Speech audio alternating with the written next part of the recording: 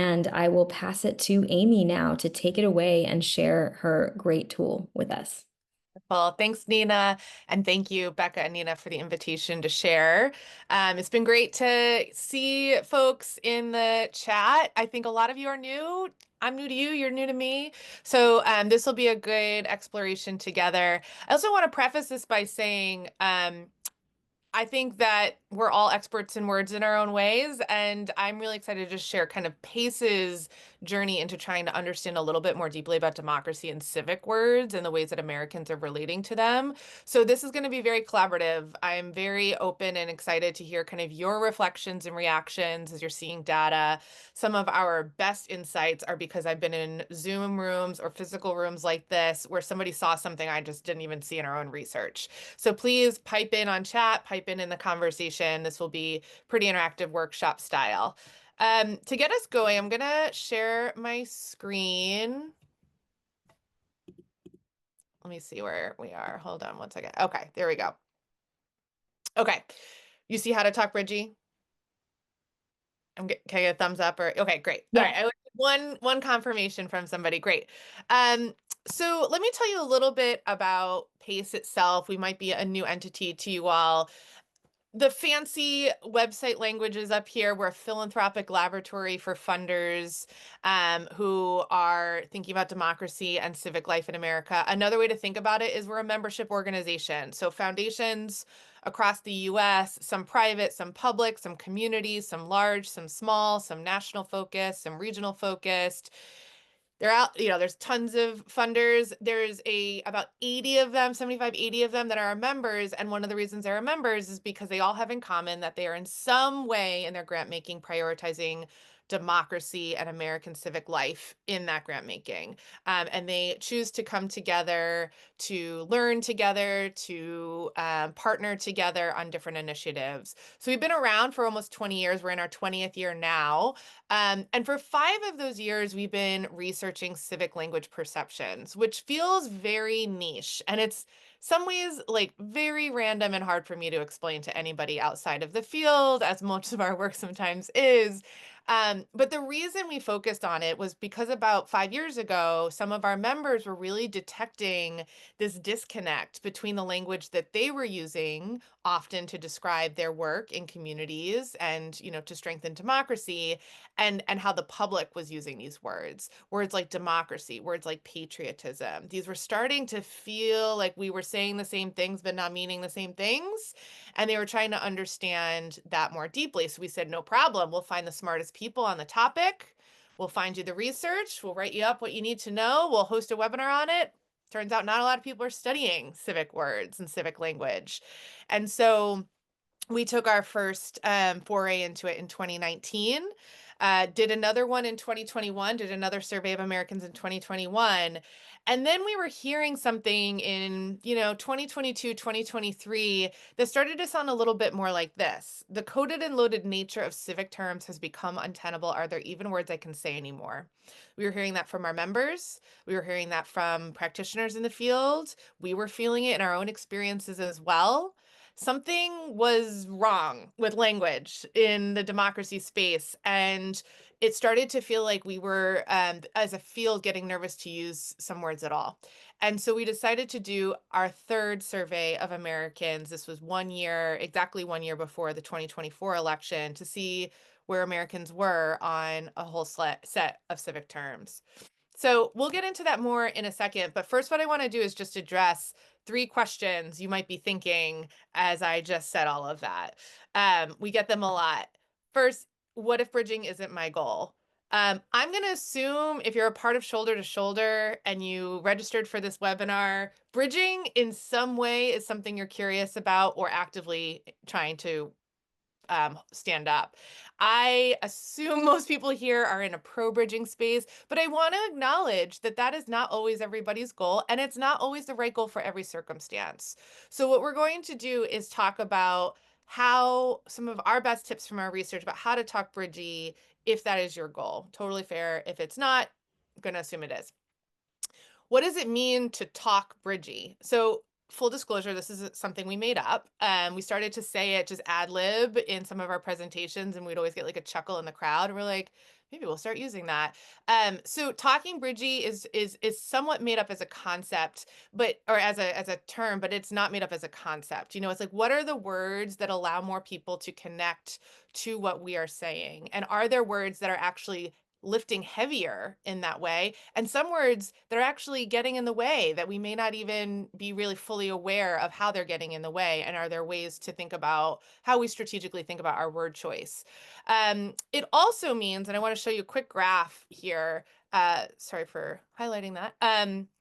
We, I'll show you the survey instrument in a second that substantiates our data.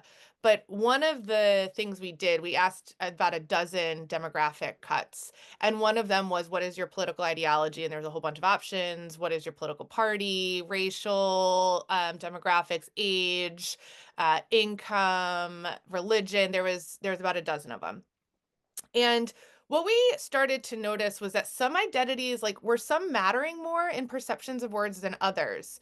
And what you're looking at here is a graph of us across identity categories. So at the top, you see political identity, the second one, party identity, the next one, racial identity. We took wasn't perfect in every category, but we took two polls across that identity spectrum, and we said how positive are, let's say, very conservatives on the whole across our whole data set, across all the words we're surveying.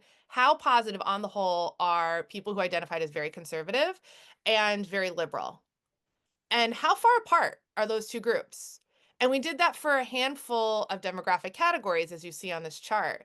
And we wanted to understand, are there some demographic categories that are playing a larger role in our perceptions and the differences we have in our perceptions of these words than others? And we see that that storyline is true. And at the very top is our political identity. Our political identity is having an outsized influence on our perception of these words than some of these other identities. So when I look at a chart like this, I like to say often that there is this, look, we don't all agree on our perceptions of all the words, but some bridges are shorter to cross than others. So when we talk about what it means to talk Bridgie, we do tend to stick close to those political markers because we know that is where we are the most not similar in the ways that we are perceiving these words. So just wanted you to have that context as we go through it as well. The last question maybe on your mind is like, how dare you? Who are you? What informs your guidance here? And I want to walk you through a little bit of that. So we, like I mentioned earlier, did a national survey. It was in the field November of 2023. We partnered with Citizen Data. Many of you may know them. They're a fantastic firm that really focuses on data for the civic field. We had a nationally representative sample of a little over 5,000 registered US voters. As we know, over 70% of Americans are registered to vote. So we are getting a good pulse of Americans when we look at this number, though I do want to just give a little caveat to we did poll just registered US voters, and that was because of a methodology requirement to match with some other data sets we were trying to match with. So just know that as a little thing as you're looking at the data, but on the whole, you're getting a really good pulse of where Americans are generally on these words. In the light purple box are the 21 terms we surveyed. Now, it would have been, and we were severely warned by Citizen Data to not ask one respondent to tell us how they felt about all 21 words, or people would just click out. So instead, each singular respondent received one 7-word cluster. And that's what you're seeing here in terms of the 3 clusters: democracy terms clustered together, civic engagement terms clustered together, and racial equity terms clustered together. You may have assigned a word to a different category. That's okay. This is kind of our best stab at it. And if a word is bolded, it's because we tested that word in 2021 survey as well as 2023 survey. So it is a word that we have 2 snapshots on, and actually we're gearing up to look at what a 2025 survey would look like so we could get even 3 snapshots to see where Americans are on these terms over time. Everything below the light purple box are the identities and experiences that we also captured. Like I mentioned, there's about a dozen of them. Again, if it's bolded, it's because it was captured in 21 and 23. So we have a real rich data set. We could cut this data a ton of different ways, and we have over the last year as we're trying to really kind of focus in on some interesting storylines. There were 49 questions in the survey instrument as a whole, and they kind of cluster together. We're trying to understand these 6 categories of things. So all the 49 questions are answering one of these pieces of the wheel. At the very top, we were trying to just understand impressions. Are Americans positive, negative, neutral, or unfamiliar on the terms? And I will say up front, because we get this question a lot, did you define the word? So like democracy, did we define that to a respondent in the survey when we asked them what their impression was? And we did not.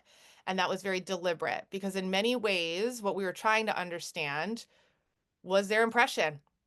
No matter what their definition was, when they hear the word democracy, do they get excited or do they get mad, right? Like it almost doesn't matter what our definition, what their definition is. It's just like, what does this word do for you in terms of your impression? Um, we asked people, okay, of the 7 words you're looking at, which one are you most positive on? So we forced a choice. We wanted to really understand which one people really had rise to the top and then why. This was a big focus of this survey, different from past surveys we'd done on language, is we were trying to understand why people hold the perceptions that they do. And so they got a whole slew of options to tell us why that was their most positive. We also asked them to tell us their most negative, forced a choice. And then they got the inverse of those options for why. So it makes me feel hopeful about the future. It makes me feel fearful about the future. I hear politicians portraying this positively. I hear politicians portraying this negatively. There was a whole slew there. So a ton of rich analysis that we published on like that dissection and that comparison. It was very interesting. And then there are 3 relationships with the words we are trying to understand. How Americans, first, are they motivated to act from this word? Do they believe that this term is meant for them or meant for somebody else? And then lastly, the unifying potential. Do you experience that this word brings people together or drives people apart? So this is kind of the wheel of what we were trying to understand. I will say question 49 was the only write-in question, and it did ask folks to define one of 3 words. So we didn't define the word when we were asking impressions and all these questions, but at the very end, if they got the democracy cluster, they were asked to define democracy, civic engagement for that cluster, and racial equity for that cluster. So we have a nationally representative sample of about 1,700 if you take a third of our overall sample, but total 5,000 Americans wrote in and told us how they define one of those 3 words. And it's in a very interesting data set. We make it publicly available. A lot of researchers are looking at it because it's just fascinating to see how Americans are telling us they define these terms. So we'll get into that in a couple minutes. What I'd love to do right now is warm up. So I do these presentations a lot. And before we go look at the data, if you haven't really gotten into it yourself, it doesn't go quite as well as if we warm up. So if you could take a minute and find yourself to the chat, as I will do as well.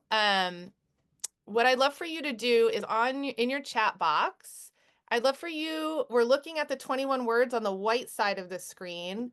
I'd love for you to tell me which is your guess. Which word were the respondents most positive about on the full national sample? Which word rose to the top as the most positive that Americans felt towards? Want to pop any guesses? Belonging from Keith.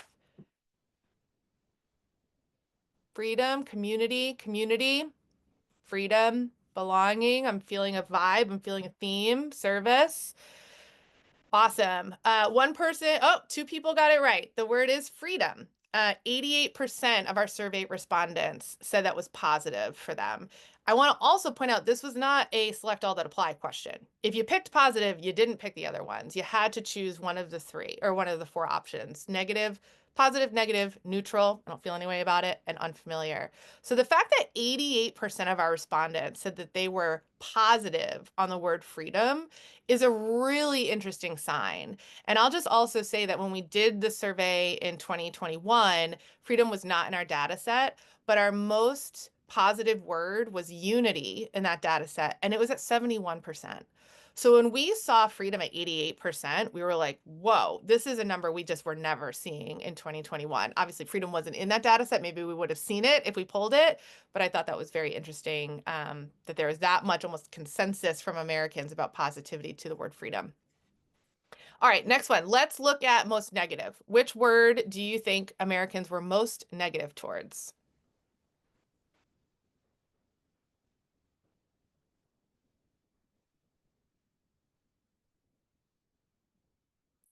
People a little more shy on this one in the chat. Bipartisan, social justice. Social justice with a question mark. Bipartisan. Civility. Interesting. Yep. Racial equity. Diversity, racial equity. Yeah. So for this one, some of you got it right. Social justice was actually our most negative word. It was at 21%. So I want folks to note the difference between social justice being our most negative word and that being 21% of respondents, and freedom at 88% positive. So we know people can have consensus on some words, and they didn't on negative, right? Like, people were pretty low on the negative side of things. It wasn't, I would say, on the whole, we didn't see high rates of negativity for any words. But of the words negativity ratings, social justice was the first. Okay, let's go to the next one. Which was most unfamiliar? Which got the highest rating for unfamiliarity? Which word do we think Americans said, I don't know that word? Republic, bridging.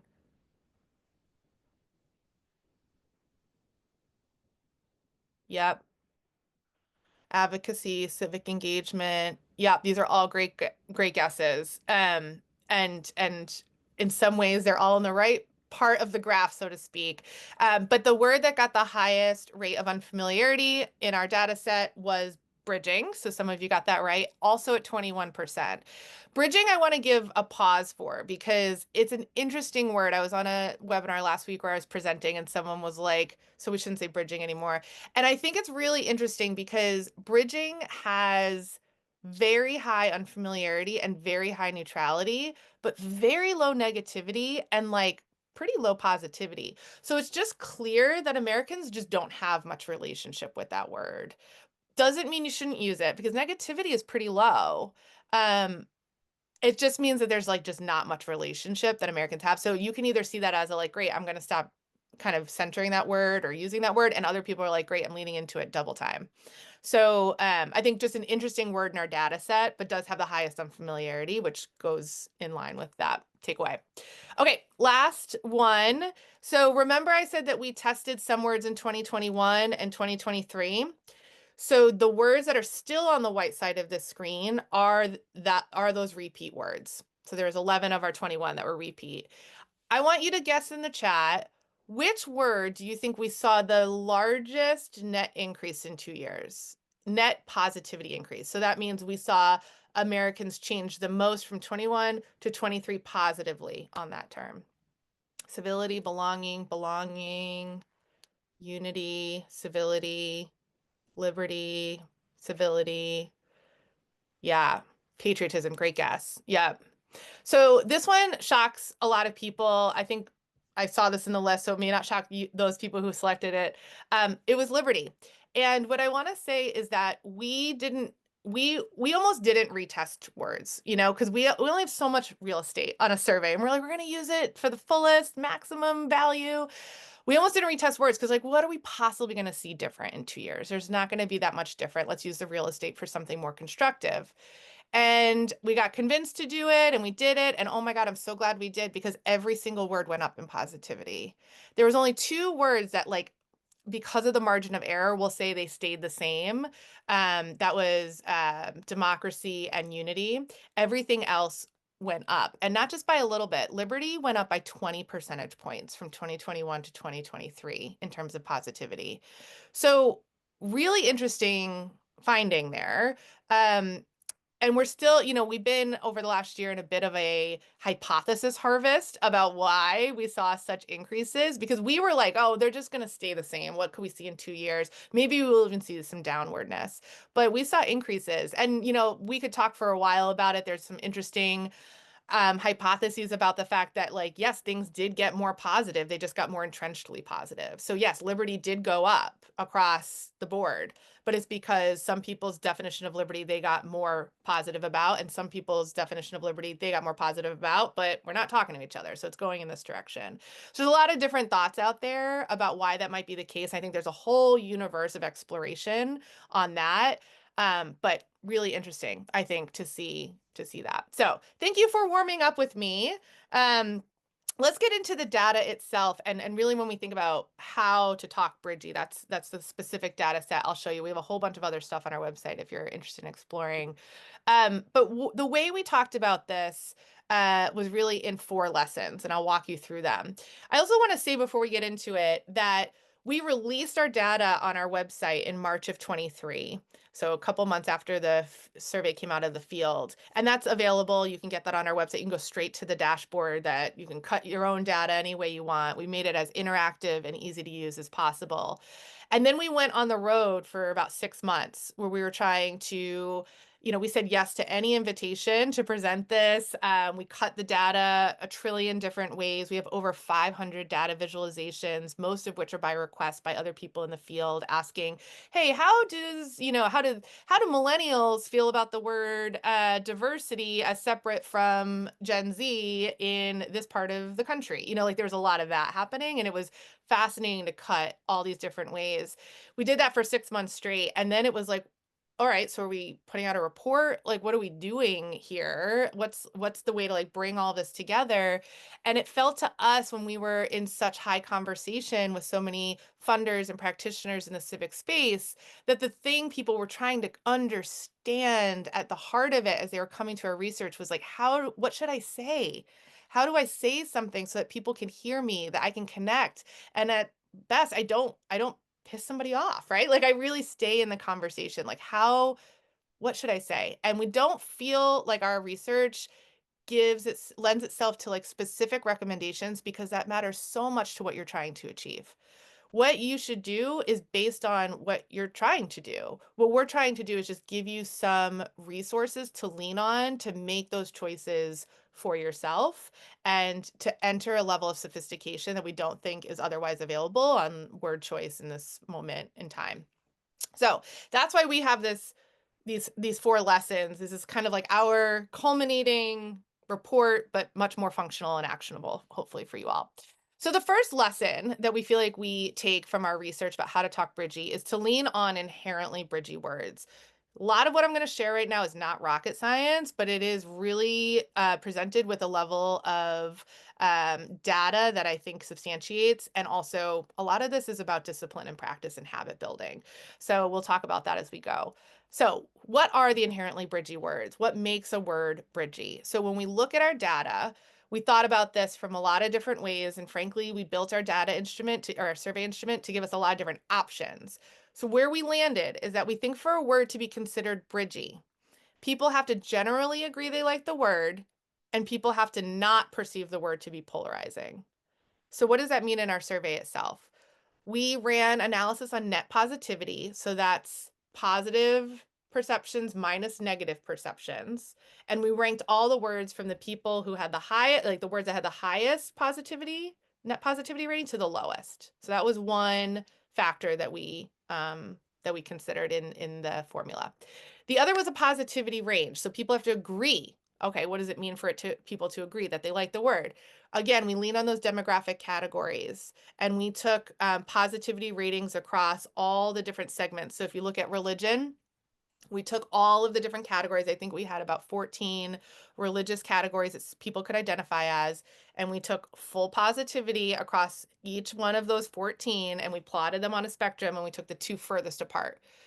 It's very complicated. You didn't have to follow that. All I want to say is that what we were trying to understand is like how far apart are people within a demographic category on their positivity of the word. So the smaller the range, the more they agree. The larger the range, the less they agree. And so we ranked each word on the lowest range was better for us, and the highest range was down below. And then we factored in people have to think that the word isn't polarizing. So it doesn't necessarily mean that they think the word brings people apart, which we had as a question, but we want them to be able to tell us they don't think it drives people apart.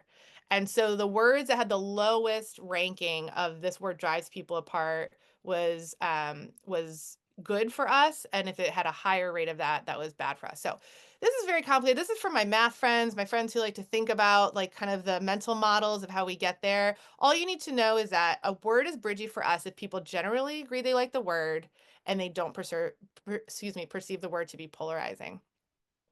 And so we did all that math, and here's the chart that comes from it. I'll let this kind of wash over your eyes here.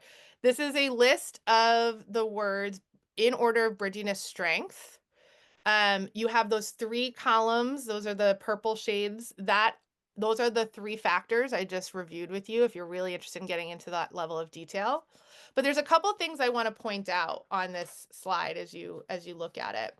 First of all, we see at the top of our list the words that are showing us the highest bridginess strength: community, service, belonging.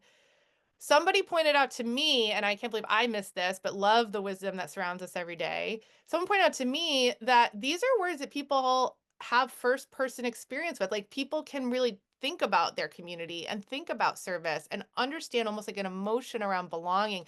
These are words where people have much more of a lived experience connection to. They're also words that sort of mean bridginess, right? Like community, there's an element of bridginess in community. There's an element of bridginess in service and belonging. So there's some ways that it's like not surprising to see these words at the top, but it also goes, I think, an interesting juxtaposition at the bottom of the list, the words that are showing us less bridginess strength. You know, you look at patriotism, diversity, republic, racial equity, social justice. These are words that are somewhat a little bit more abstract for many people. They not always have a lived experience with. And so I just think that was interesting insight that somebody shared. And I would love others, if you see something here, that a theme or an insight, I'd love to see that in the chat. But that's kind of one thing I would say when I look at this and zoom out a little bit. The other is the word community being the word that has the highest bridginess strength. It does tie with service. Um, the reason we have community, I just want to give a little background on this, because in many ways, it's like a little bit of a duh word. Like, why did you even test the word community? One person asked me. And it was because in our 2021 research, we had 4 words out of our 21 words that we surveyed then that had the word civic in it. So civic infrastructure, civic health, civic engagement, and civil society. So, a variation there of civic. But what we noticed as we were cutting that data now 4 years ago was that it was operating kind of together. Those 4 words were kind of clustered and behaving very similarly. They were middle of the road positivity, middle of the road negativity, high unfamiliarity, high neutrality. And very interestingly, in that survey, we asked people, who do you associate with using this word? And there were very low rates of association with those 4 words. And so our finding out of that data set was Americans aren't relating to civic. We need to find another word than civic. It's not landing with Americans, which is hard to say as somebody who has civic in our organizational name. And I've said civic about 400 times already on this webinar. Like, it's part of our world, it's part of our language. And then the question naturally came back to us, well, what should I say instead? And can I say community? Is that a good placeholder? Is that a good kind of fill in? So that's why we put community in our 2023 data set. And I think that for the people who are asking those questions around, okay, civic isn't landing, but would community be more effective in how I describe my work and how I relate to those in my community? I would say it's a great contender. It's a really good candidate. We see high bridginess strength with that word community. So we're starting to see some partners in the field move from civic engagement to community engagement, civic infrastructure to community infrastructure, civic health to community health. It's not a one size fits all. I think there are plenty of cases to be made for civic still having a place in our lexicon. But I think if part of your goal is to be able to relate to broad audiences and to have your work kind of stick a little bit more to the people you're trying to reach, I do think community is a very interesting thing to think about. A couple of other things I'll say. Freedom, of course, one of our top 5 bridginess words here. It was our most positive word in the data set, and it bears out on the bridginess strength. So in some ways, somebody said once, like, what is your best takeaway? What is your best advice if you had to boil it down to one thing I should do to talk more bridgy? And I said, say freedom all the time. Just say freedom all the time. Freedom to versus freedom from versus freedom of. Okay, now we're getting into a whole different ball game, right? Like there's a lot to it, but if you say the word freedom, people will stay in the conversation with you, no matter their political background, no matter kind of what they're about. Freedom is a word that people love, that bridges, and they'll at least stay to listen. Um, the last thing I want to say on here before we go to the next lesson is that there are some words on here that are showing us not high bridginess strength. This is not an invitation to control alt delete them from your website, from what you say. This is an invitation to grow more sophisticated and where these words are providing bridginess potential. Overall, I would say they're not your best bridginess friends, but it doesn't mean you shouldn't be using it. It just means we should get smarter about how to use them. So let's go there next. This is our second lesson. Understand what signals the civic terms send. So what we just looked at was overall bridginess strength, but these words are sending different signals. So how do we get smart about what that looks like? So what I want to just give you a quick little preview before we look at the big graph. When we were determining signals, we were looking at term positivity and term ownership. Were people positive on this word, and did people feel like it was meant for them? And if those two things were true, then we said that that's showing us a high signal in different categories, and we'll look at that in a minute. But we get asked a lot, 3 different signal categories. So what you're going to see on the next chart is us showing you those 3 categories. People are constantly asking us political signals. Does this signal liberal? Does this word signal conservative? So we were trying to take a look at that. Age, does this word signal young? Will Gen Z like this word? We get asked that a lot. And then urbanicity signals. Does this word signal urban? Does this word signal rural? Like, how is this going to land? So we get asked that a lot. So what I'm going to show you are those 3 signal categories. The other thing you'll see on this next graph is a whole bunch of different colors across this spectrum at the bottom here, from purple to orange. What we wanted to do was to test what we feel and we detect as a mental model out in the field, which is that things are either strong liberal, younger, and urban, or they are conservative, older, and rural, right? Like, it's very rare that we're talking about any mix of those categories. There's a lot of ways in which we observe and we experience those as like dominant mental models for many people. And so we wanted to test that across our signals. So the darker the purple, the more it is liberal, young, and urban. The more orange, the more conservative, older, and rural against our 3 categories that you see. Something that's yellow is really showing us like there's not a lean here in any one of those categories. It's pretty middle of the road. So the yellows are like our friends. Those are the ones that are giving us more bridginess signals. So without further ado, here are the signals that these terms send. And there's a couple of things I want to point out on this slide as I let you kind of soak in all of that coming at you right now on the screen. So I think one of the things that really stuck out to me when we first saw this was that there was a lot more bridginess potential than I think we give these words credit for. So there are only 3 words that hold that mental model true.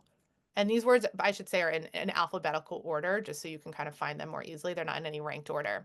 So if you look at diversity, which is in the middle of your screen, we see a strong liberal, a strong younger, and a strong urban. So that does follow that mental model that we talked about earlier. Patriotism and republic, towards the bottom of this chart, that follows the strong conservative, strong older, strong rural mental model. But that's it. 80% of our terms that we tested had some potential for movement, either because the signal was weak or because it was interchanged, right? Like we saw, you look at a word like civic engagement, it's weak liberal, pretty bridgy when it comes to age, and strong urban. So there's like more to the story than I think we allow these words to have. And I think a really interesting one, this is probably popping out to many of you, is the word community. It's the only word in our list here that has bridginess in all three signal categories. So again, just reinforcing community is a wonderful choice if your goal is to talk bridgy. I want to take a minute and talk about the word democracy. So this is the only word in our data set that is like actually the inverse of the model that we talked about, the mental model. So it's got a strong liberal signal, a strong older signal, and then a bridgy urbanicity signal. So it's kind of talks to many different types of community types. I think this is really interesting because I probably answer an email a week that says, should I stop saying democracy? And I have a soapbox that I won't bring out for this webinar. I think we should not stop saying the word democracy. And I think this reinforces why. Um, this word is not fitting the model. It breaks the mold in what we, I think, detect in the field. And I think that there is a way in which that demonstrates the diverse appeal of a word like democracy. And so these words, like I said, it's not about is a word bridgy and should I stop using it or using it. When we go to this next layer of sophistication to understand, there are some areas where these words are going to be more effective than others. And we're hoping our research can help you make those decisions for yourself. I like to often say there are no bad words. There's only words that are going to be more effective in some rooms than others. So the third lesson, this is a real like duh finding, but I want to substantiate it with some interesting data. Understand what people mean as a way to talk bridgy, of course, right? Like invite for more conversation. But let me share a little bit more about what I mean. So, like I said, that 49th question in the survey asked people to elaborate on how they define words. They got either civic engagement, democracy, or racial equity. This is exactly how it was phrased to them in the survey itself. And in just looking at the word democracy, so let's just look at all the definitions of democracy that we received. And I have read every write-in definition that we received, and I saw the worst of humanity and I saw the best of humanity. And there was just a lot to dig into when I read through it. But overall, there were 6 themes in the definitions of democracy that we received. I won't go through all of these individually, but we saw a lot about government by the people. We saw a lot about accountability. Elections were playing a big role in the definitions, equal representation and rights. So there's a lot here, but this is kind of the 6 themes that we saw. But there were some very noteworthy definitional distinctions, and this is where I think things get very interesting. We started to notice that there was the Constitution was kind of peppered within some of these definitions, and we're like, huh, where are we is there a way in which we're seeing that happen in certain respondents definitions than others, and what do we make of that? And yes, we did. So white respondents included historical and constitutional details in their definitions more than other groups. So this is naming the Constitution itself. This was naming generally the founding fathers or specific founding fathers. This was using specific language from historical texts of by and for the people as an example. That was happening at many more white respondents than other groups. Now there were many more white respondents in our survey overall, right? But it did over-index, which means that it even more than the population sample, we were seeing it happen at a higher frequency. And so I think that's really interesting to take note of. There were very big differences in the skepticism respondents expressed about democracy across political lines. This won't come as a huge shock for many of us, but liberals were often talking about feeling a sense of skepticism about democracy in their definitions because of its inequalities and its lack of representation. Whereas on the conservative side of things, we were seeing more skepticism deriving from government overreach and loss of personal freedoms. So disconnects very much, very clear, right, across a political line. Another thing we wanted to test was, we were a year before the election. How much were elections, vote, those words showing up when we asked people to define democracy? And there were sprinkled in about 15% of the definitions of democracy included one of those 3 words. But it was interesting to see who was using those words in their definitions of democracy. That sample set was more white, more female, more suburban, and less moderate. So more likely to be identifying as one side of the political aisle than the other. And again, this was more than, it was an over-index, so it was more than our samples population. The other thing I'll say here is we took word clouds by party identification, and we said, okay, for everyone who ID'd as a Democrat or as a Republican or as an independent, let's pull a word cloud. Like, what do we see in terms of which words people were using to define democracy? And I have sat and looked at this for hours and hours and hours, and I just think it's so fascinating. And my takeaway is it's hopeful and it's complex. Here we go. So I think you can see right away there's a couple circles that are big in each of the three clusters, and they're the same words: people, democracy, and government. So in our first breath, when we are defining democracy across political party ID, we're saying the same thing. But it's the second breath where things get a little bit more complicated. So for Democrats, the next most frequent words in their definitions were, in this order: vote, freedom, and system. For Republicans and independents, so those two groups happen to have the same next crop, their next three words were freedom, vote, and country. And I think when you look at these clusters and you kind of just let it wash over you, you do feel a different vibe. There's a different vibe coming from these three clusters.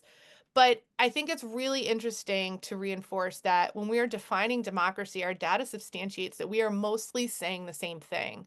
But there are nuances, there are prioritizations, and there are emphases that are different between the parties that we need to pay attention to. And that's where the bridging work is. But it's underneath this takeaway that we're saying the same thing when we say democracy across political party, which I think is very hopeful. Okay, last lesson is to simply talk. Again, not rocket science, but I want to share some interesting insight into this. So, like I said, we asked people to define these words, and it was very interesting to just understand how many words people needed to define each of these words. So the average numbers of words that it took for one of our respondents to define civic engagement was 9.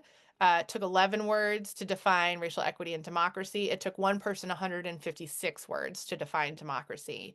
And so I think this is just an invitation for two things.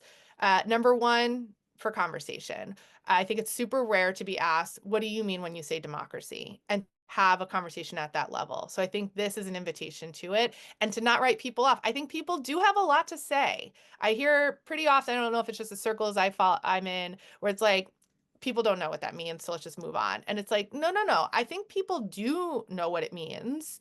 Um, Not saying there's not a case for civic education and a lot of the initiatives that are trying to help Americans understand what it means more clearly and better. But I do think Americans have some grasp of what these words mean, and they don't really have opportunity to share or to work it out. And so I think that we have an invitation to do that.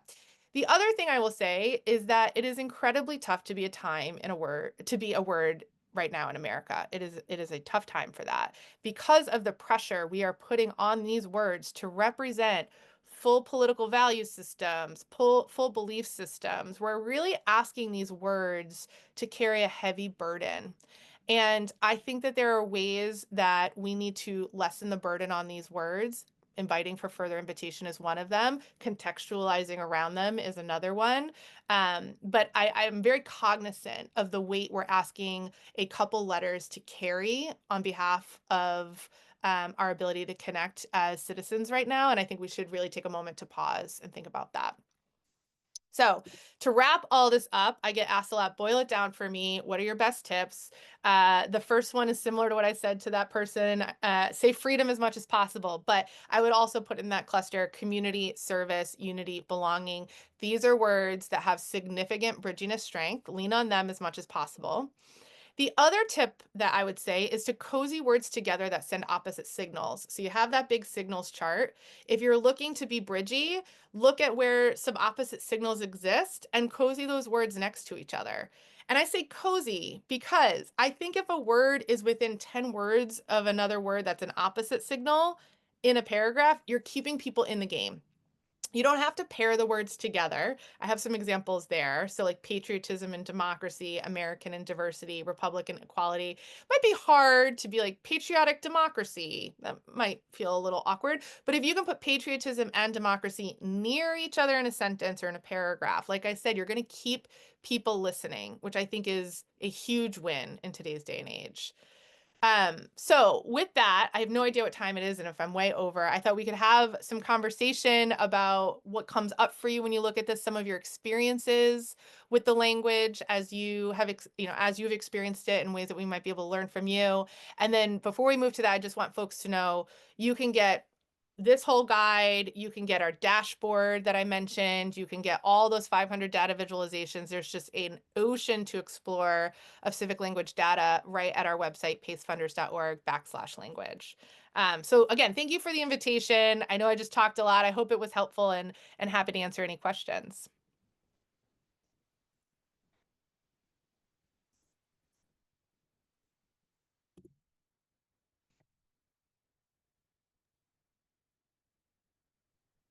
Super, super helpful. Feel free if you'd like. This is a meeting, a Zoom meeting, so you can just unmute yourself if you'd like to jump in and ask a question for Amy, or feel free to use the chat.